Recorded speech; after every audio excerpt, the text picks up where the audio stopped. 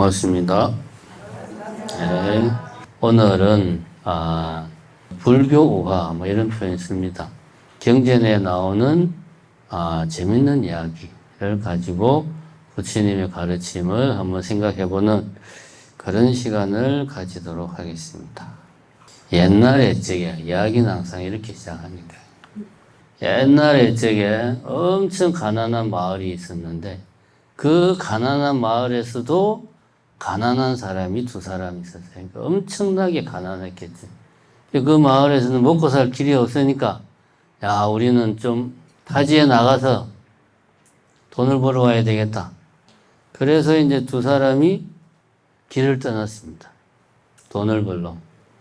길을 떠났는데 길을 가다 보니까 주인 없는 삼배밭이 쫙 있는 거예요. 그래서 두 사람은 그 삼배를 탁 베가지고 한 짐 지고 이제 최대한 질 수 있는 만큼 지고 이거를 가지고 마을에 돌아가서 좀 어떻게 해서 장사를 해서 돈 좀 벌어야 되겠다. 이 즐거운 마음으로 돌아오는데 오는 길에 보니까 또 길가에 비단이 막 떨어져 있는 거야. 참 희한하죠. 비단이 막 떨어져 있어. 이제 편의상 A하고 B라고 칩시다, 두 사람. 왜 이제 A는 가지고 가던 삼배를 버리고 당연히 이제 비단을 다 갖고 갈 수 있을 만큼 챙겨가지고 들고 가는데 B는 그동안 지고 온 그 삼배가 아까워가지고 그동안 지고 온 그 노력이 아까워서 차마 버리지 못하겠는 거예요. 그래서 그 삼배를 메고 그냥 갔어. 가다 보니까 이번에는 언덩이가 또 길가에 또 있네, 또. 그러니까 이제 A는 당연히 비단을 버리고 언을 이제 다 챙길 수 있는 만큼 챙겼어. 그러니까 B는 또 삼배를 계속 메고 가려는 거야. 그래서 A가 자네 왜 그러나? 그 삼배는 버리고 이 언을 챙겨서 가도록 하게. 라고 이야기하니까 이제 B가 나도 그러고 싶은데 차마 지금까지 메고 온 게 아까워서 이 삼배를 버릴 수가 없네. 그래 나는 그냥 삼배를 지고 가겠네. 그러니까 A가 어떻게 하겠어? 지가 메고 가겠다는데. 그래서 가는데 이번에는 또 금덩어리가 나오네 또. 이런 세상에 참. A는 또 얼른 금덩어리를 버리고 언을 버리고 금을 또 챙길 수 있는 만큼 최대한 많이 챙겼어요. B는 고민하다가 내가 지금까지 내가 삼배를 메고 왔는데 계속 메고 가야지. A가 다시 이야기해. 자네 그러지 말고 그 삼배 버리고 금덩어리 챙겨서 가게. 그러니까 B가 결심한 것처럼 내가 삼배를 버릴 요량이었으면은 언덩어리가 있을 때 그때 이미 버렸지. 나는 그냥 계속 메고 갈 거야. 그런데 이 두 사람이 금덩어리를 엄청나게 주워가지고 마을로 돌아오고 있다는 소문이 그 마을에 퍼진 거예요. 그래서 마을 사람들이 이렇게 기쁜 일이 있냐. 그 두 사람이 금덩어리를 엄청나게 챙겨오니까 우리한테도 뭔가 좀 떨어지겠지. 이런 이제 기대에 부풀어가지고 환영을 나온 거야, 마을 사람들이 다. 아니나 다를까 두 사람이 오는데, 그러니까 두 사람이 다 오니까 마을 사람들이 엄청나게 반기고, 그래서 이제 A는 제가 이렇게 많은 금을 가지고 왔습니다. 이제 우리 가족은 물론이고, 우리 친척들까지 제가 다 책임지고 배부르게 살게 하겠습니다. 그러니까 사람들이 너무 좋아한 거예요.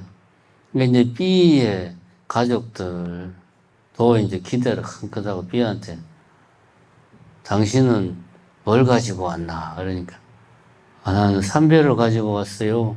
그거 왜 가지고 왔는데? 내가 삼배를 지금까지 메고 와가지고 버리기가 참 아까워서 메고 왔네요. 그러니까 아이고 이 멍청한 사람아. 너 같은 인간 때문에 우리 마을이 가난한 거야. 하고 하면서 동네 사람들이 B를 이제 그렇게 참 욕을 했다고 합니다. 이 이야기에서 우리가 이제 알 수 있는 거는 뭐냐 하면 이건 이제 집착이 얼마나 안 좋은가 하는 거를 이야기하는 거죠.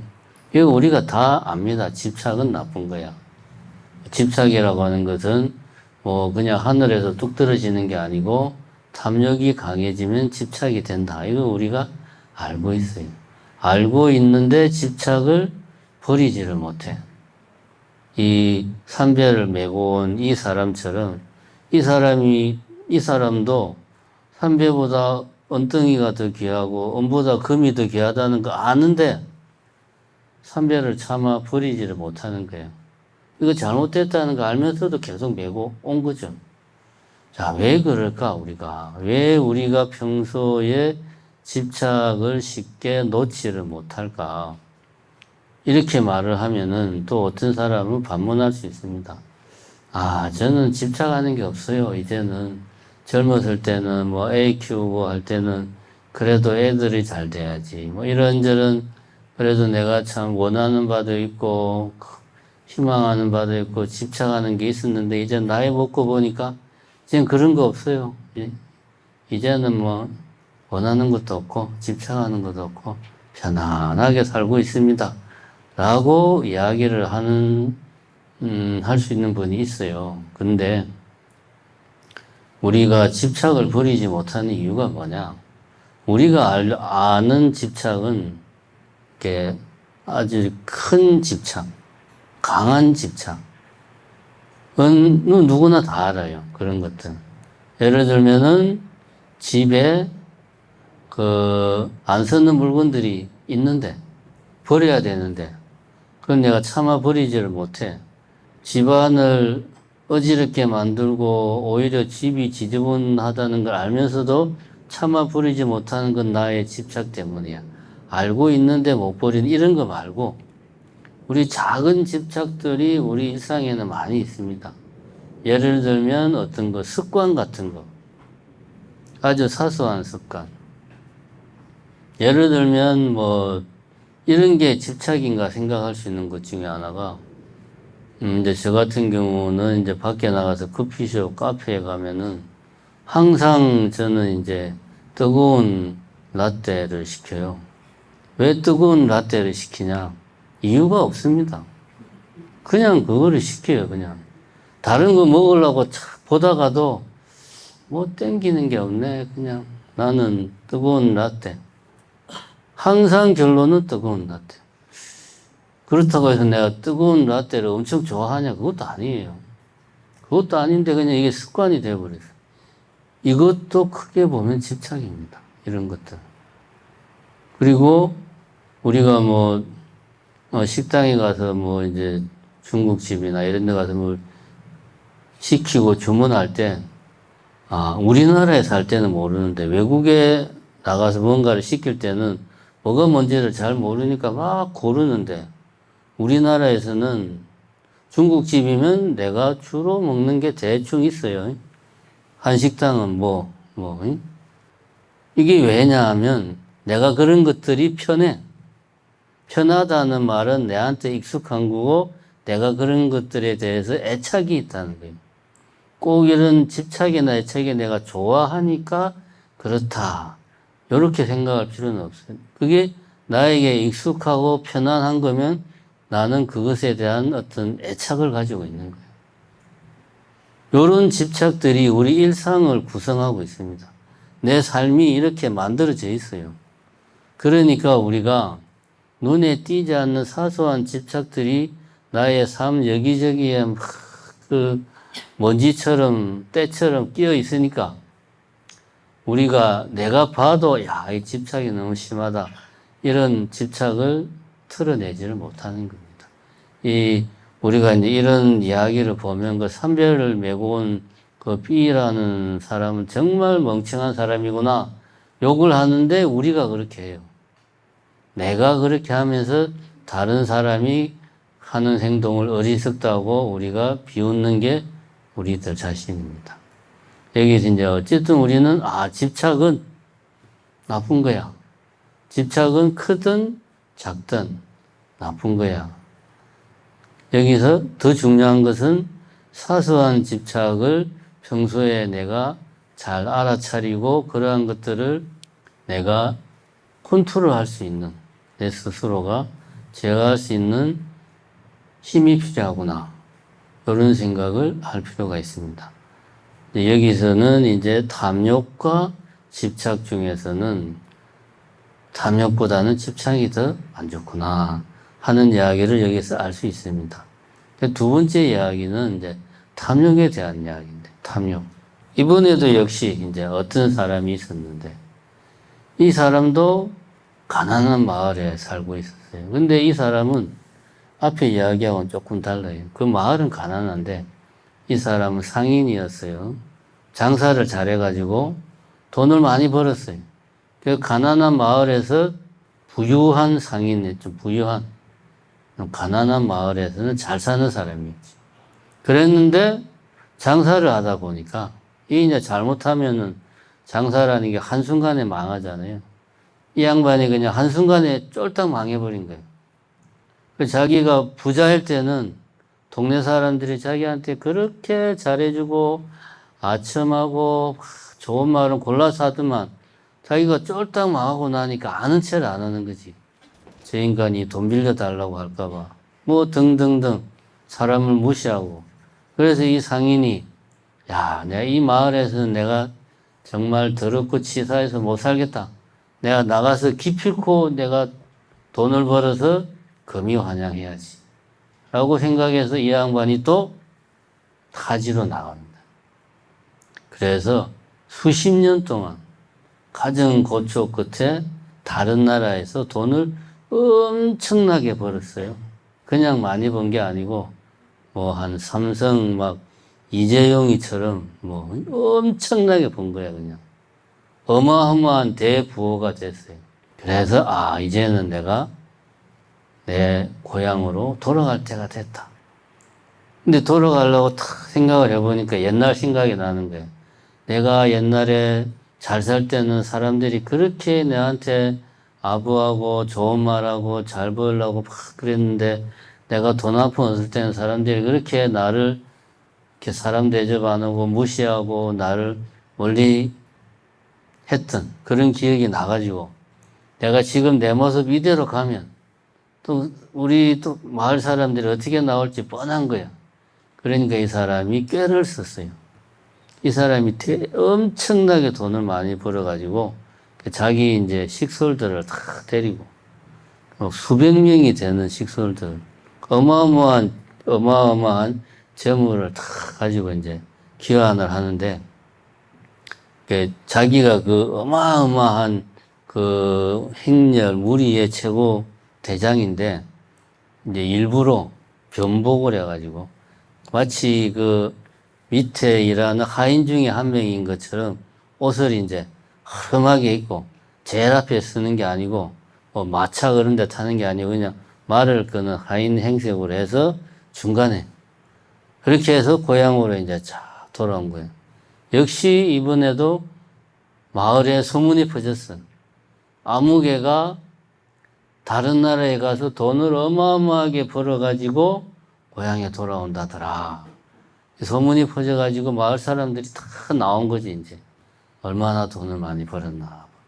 근데 진짜 막 행렬이 오는데 끝이 안 보일 정도로 어마어마하게 긴 행렬에 어마어마한 재물과 금원보화를 가지고 행렬이 오는 거예요. 그러니까 사람들이 보고, 야, 대단하다. 이 친구가 진짜 돈을 엄청나게 벌었구나.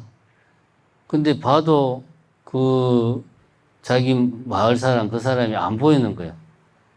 그래서 이제 뭐 행렬 중에 가는 사람한테 이 행렬의 최고 주인은 어디 계시오? 그러니까 이제 밑에 하인들은 모르니까 아마 이제 제일 뒤에 있을 거예요. 그러니까 또 제일 뒤에 가가지고 이 행렬의 주인이 어디 있어요? 그러니까 밑에 하인들은 모르니까 앞에 있을 거예요.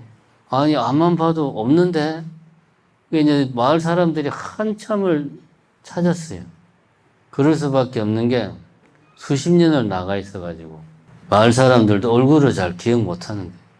근데 겨우겨우 이제 하인의 복장을 하고 있는 그 사람을 찾았어요. 그래서 마을 사람들이 아니 자네는 왜 이렇게 우리를 깜짝 놀라게 하려고 그랬냐. 우리를 속이고 이렇게 하인 복장을 하고 오는 것이냐. 우리는 정말 자네를 환영한다네. 막 그렇게 이야기를 하니까 그 하인이 이제 하는 말이 당신들이 환영하는 것은 내가 아니고 내가 가지고 있는 재물들. 당신들이 환영하는 것은 그거 아니냐. 내가 아니고. 그러니까 내가 무슨 옷을 입고 오는 거는 중요한 게 아니다.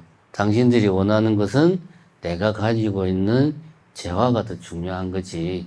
이런 이야기를 이제 했다 하는 이야기가 있습니다. 이 이야기에서 우리가 이제 배워야 될 거는 탐욕이라고 하는 것. 마을 사람들은 저 상인이 다른 나라에 가서 돈을 엄청 벌었어. 이 마을 사람들 눈에는 그 상인보다는 그 상인이 가지고 있는 재화가 먼저 보이는 거지. 왜? 마음속에는 그 상인보다 그 상인의 재화에 마음이 가 있으니까 눈도 그쪽으로 먼저 가는 거죠. 요게 이제 탐욕은 사람의 눈을 멀게 한다라는 말이 이런 거죠. 뻔히 눈앞에 있는데 못 보는 거죠. 우리 사람들이 하는 착각 중에 하나가 이겁니다. 우리가 뭔가를 본다고 할 때는 그냥 있는 그대로를 우리가 본다라고 생각해요. 이게 시계가 있으니까 시계를 보고, 카메라가 있으니까 카메라를 보고, 있는 그대로를 내가 본다. 그런데 내가 욕심이 생기면, 욕심이 내 눈을 가려가지고, 있는 그대로의 모습을 보지 못하게 한다. 라고 우리가 생각을 해요. 그렇게 생각하죠. 보통 이렇게 생각합니다. 그런데 이거는 잘못된 우리의 착각이에요. 진실은 이게 아닙니다. 우리가 보고 싶은 대로 보는 게 진실이에요. 내가 그 사람보다 재물을 보고 싶으면 내 눈에는 그 사람은 안 보이고 재물만 보이는 거예요. 내가 그 어떤 사람이 있는데 이 사람을 나의 사랑스러운 여자친구, 연인으로 생각하면은 그 사람이 그 여자가 아무리 못생겨도 내 눈에는 어마어마하게 아름답게 보이는 거예요. 그 눈에 콩깍지가 씌면 그렇게 되잖아요. 진실은 내가 보고 싶은 대로 보는 것이, 보이는 것이 진실입니다. 요거는 뭡니까? 부처님 가르침에서 나오는 것도 아니고, 현대 과학에서도 그런 말을 해요. 엄밀하게 따지면은 우리가 보는 것은 있는 그대로의 세상이 아니고, 있는 그대로의 세상에서 우리가 받아들인 정보와 내 마음속에 있는 기억들, 그리고 그런 기억들을 각색하는 나의 어떤 감정들, 이런 것들이 합쳐져 가지고 상이 만들어져서 내가 그 상을 보는 거죠. 그래서 우리가 12연계에서 촉을 이야기할 때 촉은 근, 경, 식 세 가지가 만나는 걸 촉이라고 그런단 말입니다. 있는 그대로를 그냥 보는 게 촉이 아니에요.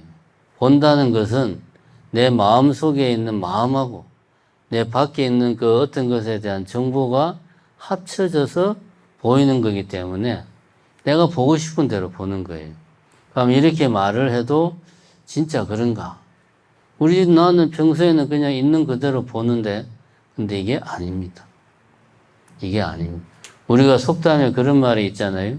자라보고 놀란 것은 소뚜껑 보고 놀란다. 이거는 그냥 소뚜껑인데, 내 머릿속에는 자라는 무서워라고 하는 기억이 머릿속에 강하게 있는 거예요. 그러니까 자라 비슷하게 생긴 것만 보면 다 그냥 마음이 먼저 놀래가지고 자라라고 생각하고 깜짝깜짝 놀래는 거죠. 소뚜껑인데. 그래서 소뚜껑을 보고도 자라인 걸로 착각하는 거죠. 그럼 이게 착각이냐? 아닙니다. 그 순간은 자라로 보이는 거예요. 소뚜껑인데 내 눈에 이게 자라인 것처럼 보이는 게 아니고 잠깐 자라로 보이는 거예요. 실제로. 요것이 이제 우리가 실제로 우리가 뭔가 보고 듣고 느끼고 하는 것의 현실이다. 그럼 이렇게 말해도 이거는 그냥 속담이고 우리가 실제로는 그렇게 안 해. 라고 여러분들이 이야기할 수가 있어요. 근데 이제 이런 뭐 심리학 이런 뭐 책 같은 데 보면 나오는 사례 중에 하나가 이런 게 있습니다. 실제로 있었던 일. 아프리카가 보면 내전이 많잖아요. 내전. 막 이런 부족 간에 싸우고 막 이런 내전이 많은데 어떤 사람이 남아프리카 공화국 백인이죠. 백인. 이 사람은 이제 흑인을 지지하고 옹호하는 입장이었는데 자기가 이제 나이가 돼가지고 이 양반이 이제 군대를 가게 된 거예요. 군대를 가가지고 밀림 정글 속에서 이제 이 흑인 무장 게릴라를 소탕하는 그런 이제 작전을 하고 있었어요. 이제 하루는 이제 다른 자기 부대원들하고 정글 속에 이제 쫙 정찰을 나갔는데 자기 앞에 무장 게릴라들이 쫙 지나가는 거예요. 그 중에 한 명은 이제 총을 딱 어깨에 메고 있고 나머지 사람들이 쭉 해가지고 쫙 무장 게릴라가 자기 앞을 지나가는 거예요. 무장 게릴라 한 명이 있고 그 무장 게릴라가 총을 들고 있고 그 무장 게릴라 옆으로 소떼가 한 30-40마리 정도 소떼가 이렇게 이제 지나가고 있는 걸 보고 이 사람이 자기 앞에서 무장 게릴라가 지나가니까 총을 이제 겨눠가지고 그 무장 게릴라를 죽이려고 정조준을 해서 쏠라고 이제 탁 겨냥을 해가지고 쏠라고 그러는데 자기 옆에 있던 동료가 어깨에 손을 탁 올리면서 쏘지 마. 애잖아. 라고 이야기를 한 거예요. 그 말을 듣고 깜짝 놀라서 다시 보니까 10살 정도 된 애가 흑인. 애가 그냥 솥대를 몰고 있는 거였어요. 애가 솥대를 모니까 우리나라 말로 하면 목동이잖아요. 목동이 긴 짝대기 하나 들고 소를 이렇게 몰고 있는데 이 사람은 그 소치는 목동이 무장 게릴라를 보인 거예요. 그 순간 그게 실제로 쏠라고 한 거죠. 만약에 옆에 동료가 없었으면 쐈겠지. 요게 우리가 세상을 보는 방식이에요. 이 사람 눈에는 왜 무장 게릴라를 보였나? 자기 마음속에 있는 나는 지금 무장 게릴라를 소탕하러 나왔어. 무장 게릴라는 이렇게 생겨서 무장 게릴라는 무서워. 잘못하면 내가 죽을 수도 있어.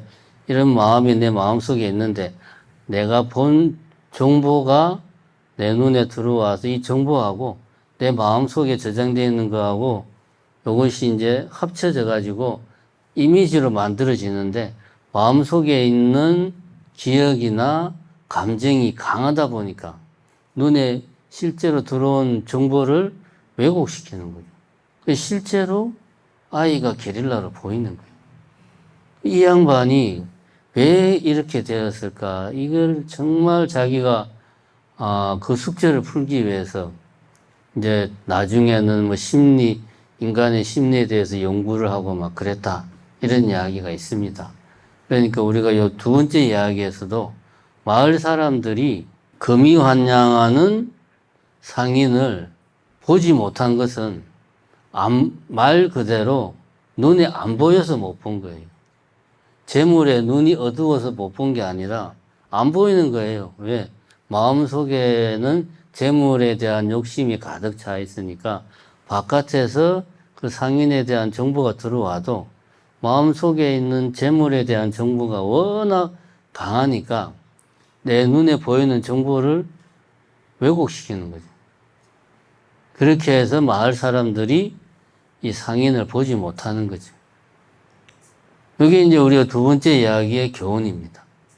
탐욕은 우리로 하여금 올바른 판단을 못하게 한다. 우리 사람의 눈을 멀게 한다. 이제 마지막으로 세 번째 이야기만 하고 끝내겠습니다. 어떤 왕이 살았는데, 왕이 있었는데, 이 왕은 새 사냥을 엄청 좋아했어요.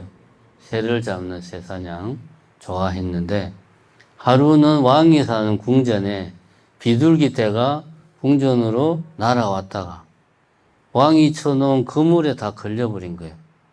그래서 도망가지 못하고 다 잡혀버렸어요. 왕이 쳐놓은 그물에 걸렸어.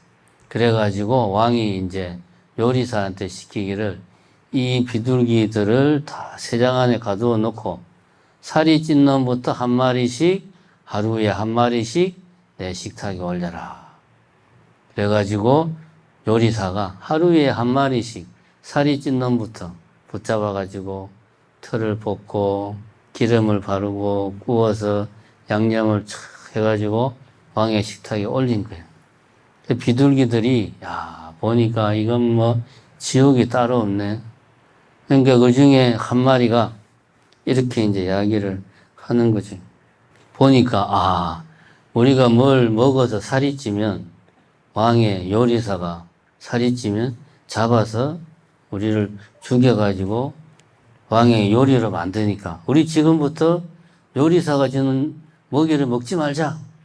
우리가 살이 안 찌면은 우리를 잡아서 요리를 하지 못할 거다. 먹지 말자. 이렇게 이야기를 하니까 다른 한 마리가 하는 말이 그게 무슨 말이냐. 우리는 지금 새장에 갇혀가지고 오도 가도 못하고 달아날 수 있는 방법이라고는 전혀 없는데 여기서 그냥 꼼짝없이 죽어야 되는데 이렇게 죽으나 저렇게 죽으나 죽는 건 마찬가지인데 기왕 죽을 거 잘 먹은 귀신이 때깔도 좋다고 주는 거 먹고라도 죽자. 우리가 무슨 재주로 이 새장 밖으로 도망을 가냐. 나는 죽을 때 죽더라도 먹고 죽을래 라고 이야기하니까 다른 비둘기들이 그래 네 말이 맞아. 우리는 어차피 도망도 못 가고 여기서 죽어야 될 팔자니까 먹고 죽자. 그래가지고 처음에 말한 비둘기 빼고 나머지는 다 그냥 요리사가 주는 먹이를 주는 대로 다 받아 먹었어. 그러니까 이제 살이 찐 놈부터 순서대로 다 이제 하루에 한 마리씩 왕의 식탁으로 올라갔어요. 근데 이 처음에 말한 이 비둘기는 나는 그래도 먹지 않을 거야. 근데 아예 안 먹으면 굶으면 내가 굶어 죽어버리니까 그것도 안 되겠다. 그러니까 요리사에게 찍히지 않을 정도로만 조금만 먹어야지. 살이 찌지 않을 정도로만 먹어야 되겠다. 그리고 언제 어떻게 우리가 또 이렇게 뭐 탈출할지 모르니까 이 안에서 계속 운동을 해야지. 해서 이 비둘기는 조금만 먹고 어떻게든 잡혀서 먹는 순수에서 계속 뒤로 밀려났죠. 살이 안 찌니까. 근데 그러다 보니까 어느 순간 이 비둘기는 새장 그 틈으로 나갈 수 있게 된 거예요. 살이 빠져가지고. 살이 빠졌어. 그 얘가 이제 쏙 나갔어. 나가가지고 날개질을 퍼덕퍼덕해서 이제 막 날아가니까 다른 비둘기들이 나도 나갈래. 근데 다른 비둘기들은 살이 쪄가지고 피둥피둥 살이 쪄가지고 나갈 수가 없는 거예요. 결국 다른 비둘기들은 다 잡혀 죽고 요 비둘기만 살아서 이제 새장 밖으로 탈출을 했다. 이런 이야기가 있습니다. 이 이야기가 우리한테 주는 교훈이 뭐냐? 비둘기들이 새장에 갇혀 있는 이 상황이 이제 부처님이 보기에는 우리의 인생하고 똑같다 이거지. 우리가 생각하기에 그러잖아요. 인생은 이렇게 사나 저렇게 사나 인생은 한 번이야. 이렇게 사나 저렇게 사나 어차피 죽은 인생 즐기다가 죽자. 내가 하고 싶은 거 다 해보고 죽자. 어차피 죽을 인생인데 이렇게 생각하거나 내지는 내가 여기서 아무리 살려고 발버둥 쳐봐야 뭐하나. 우리는 새장 안에 갇힌 신세인데 내가 할 수 있는 게 없어. 그냥 우리는 이 안에서 죽어야 될 운명이야. 이거는 숙명이야. 인생이 원래 그런 거야. 그냥 여기서 살다 죽는 게 우리의 인생이야. 라고 생각하는 거나 다 보면 세상 안에 갇혀있는 비둘기와 다를 게 없다. 이게 이제 부처님이 바라보는 우리 중생들의 삶이라는 거죠. 그런데 부처님이 보시기에는 인생은 한 번으로 끝나는 게 아니라는 거죠. 그치? 한 번으로 끝나는 게 아니란 말이에요. 다음 생, 또 다음 생, 또 다음 생 계속 윤회를 한다. 그리고 우리는 수행을 통해 가지고 내가 어떤 삶을 살지를 결정을 할 수가 있다. 이게 이제 부처님이 가르침이란 말이에요. 그래서 매 순간순간 욕심에 끌려서 살다 보면 세상 속에 갇혀있는 비둘기처럼 살이 디룩디룩 쪄가지고 내가 이 생을 벗어나서 더 나은 삶을 살 수 있는 길을 내가 찾아갈 수가 없어요. 매 순간에 욕심에 끌려다니면, 탐욕에 끌려다니면 내가 더 나은 삶을 개척할 수가 없다. 내 스스로 내 자신의 욕심을 통제하고 제어하고 해야지만이 더 나은 삶을 찾아갈 수 있다. 마치 굶어 죽지 않을 정도로만 먹이를 먹어서 결국은 세상을 탈출한 비둘기처럼 인생은 이번 한 번으로 끝이야. 이런 생각을 하지 말고 더 나은 삶을 위해서 지금의 욕심, 지금의 탐욕을 내가 내 자신의 욕심과 탐욕을 내 스스로 다스릴 수 있는가? 다스릴 수 있으면 내 앞에 더 나은 삶이 펼쳐지는 거고, 내가 내 지금의 욕심, 탐욕을 다스리지 못하면 내 인생은 여기서 똑같은 삶을 다음 생에도 나는 세상 속에 갇힌 그런 삶이 반복되는 거예요. 순간에 욕심에 충실하다가 또 똑같은 삶을 살고 또 똑같은 삶을 살고 그렇게 된다. 그 이야기를 이 세 번째에서는 하고 있습니다. 정리를 하자면 이렇습니다. 첫 번째 이야기는 집착은 탐욕보다도 더 우리를 갉아먹는 아주 나쁜 요소다. 그런 집착은 우리가 나쁜지 알지만 집착에서 벗어나지 못하는 이유는 우리의 사소한 삶 여기저기에 우리가 알지 못하게 내가 편안하게 여기는 것들이 다 내가 집착하는 것들이다 하는 것 첫 번째. 두 번째, 그럼 탐욕은 좋은 거냐? 그것도 아니다. 탐욕은 우리의 눈을 멀게 한다. 우리가 있는 그대로를 보지 못하게 하는 것이 내 마음이 탐욕으로 가득 차 있으면 있는 그대로의 세상을 보지 못하게 한다. 왜냐하면 우리의 마음은 있는 그대로를 보는 것이 아니고 내가 보고 싶은 대로 보는 것이, 듣고 싶은 대로 듣는 것이 우리의 마음이기 때문에 내 마음을 탐욕으로 가득 차면 나는 정작 이 세상을 올바로 보지 못한다.